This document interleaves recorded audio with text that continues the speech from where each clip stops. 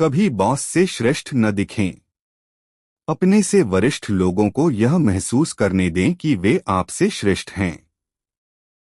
उन्हें खुश और प्रभावित करने के लिए अपनी योग्यताओं का जरूरत से ज्यादा प्रदर्शन न करें। अगर आप ऐसा करेंगे तो परिणाम ठीक उल्टा होगा, वे भयभीत और असुरक्षित महसूस करेंगे।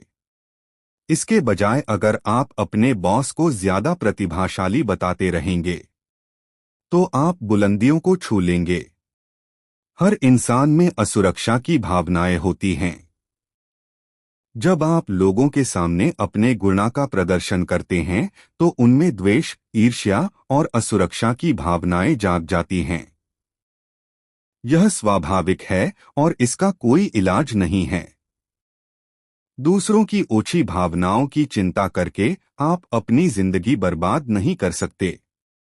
बहरहाल, अपने से ऊपर बैठे लोगों के प्रति आपको एक अलग नीति अपनाना चाहिए। बॉस से श्रेष्ठ दिखना या उससे ज्यादा प्रभावशाली दिखना शक्ति हासिल करने की राह में शायद सबसे बड़ी गलती होती है। यह सोचने की मूर्खता न करें कि दुनिया लुई 14वें और मेडिसी के युग के बाद बहुत बदल चुकी है। ऊंचे पद पर बैठे लोग राजाओं और रानियों की तरह होते हैं। वे अपने पद पर सुरक्षित महसूस करना चाहते हैं। बुद्धि, वाक्चातुर्य और आकर्षण के मामले में वे अपने आसपास के लोगों से श्रेष्ठ दिखना चाहते हैं। आप भूल से भी इस आम धारणा पर न चलें कि प्रतिभा और गुणों का प्रदर्शन करके आप बॉस की सद्भावना हासिल कर लेंगे। हो सकता है बॉस ऊपर से तो आपकी प्रशंसा करने का नाटक करे, लेकिन मौका मिलते ही वह आपकी जगह पर किसी कम बुद्धिमान, कम आकर्षक और कम खतरनाक लगने वाले व्यक्ति को नियुक्त कर देगा। आपको यह जान लेना चाहिए कि इस नियम के दो पहलू हैं। पहली बात, हो सकता है कि आप कोशिश किए बिना ही अपने बॉस से श्रेष्ठ या ज्यादा दैदीप्यमान दिखते हों। बहरहाल, कुछ बॉस दूसरों से ज्यादा असुरक्षित महसूस करते हैं। हो सकता है कि अपने आकर्षण और गुणों की बदौलत आप बिना कुछ किए ही उनसे ज्यादा प्रभावशाली दिखते हो। अगर आप अपने आकर्षण को कम करना चाहें तो भी कम से कम आपको आत्म प्रदर्शन के इस दैत्य से बचना चाहिए और बॉस के साथ रहते समय अपने अच्छे गुणों को दबाने का तरीका खोजना चाहिए। दूसरी बात, यह कभी न माने कि चूंकि बॉस आपसे प्रेम करता है इसलिए आप अपनी मनमर्जी का हर काम कर सकते हैं।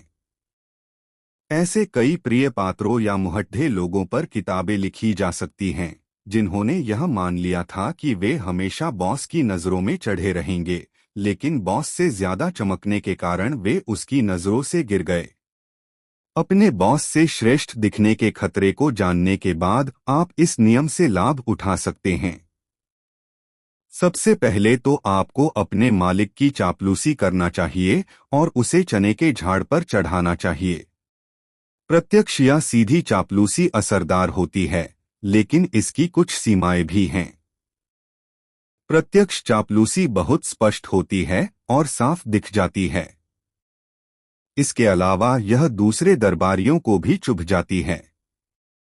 इसके बजाय अप्रत्यक्ष या छिपाकर की गई चापलूसी बहुत शक्तिशाली होनी है। उदाहरण के लिए, अगर आप अपने बॉस से ज्यादा बुद्धिमान हैं तो इसके विपरीत प्रदर्शन करें। उसे अपने से ज्यादा बुद्धिमान नजर आने दें। मूर्खता का अभिनय करें। ऐसा दिखावा करें जैसे आपको उसकी विशेषज्ञतापूर्ण सलाह की जरूरत है। ऐसी हानिरहित प्रतिक्रिया करें जिनसे आपको आगे चलकर नुकसान न पहुंचे, लेकिन जिनके कारण आपको उसकी मदद मांगने का अवसर मिले। हर बॉस को अपने ज्ञान का प्रदर्शन करना अच्छा लगता है। अगर आप अपने बॉस के अनुभव खजाने से सलाह नहीं मांगेंगे तो वह आपके प्रति आक्रोश और दुर्भावना रख सकता है। अगर आपके विचार अपने बॉस के विचारों से ज्यादा रचनात्मक हैं तो सबके सामने उनका श्रेय उसे ही दें।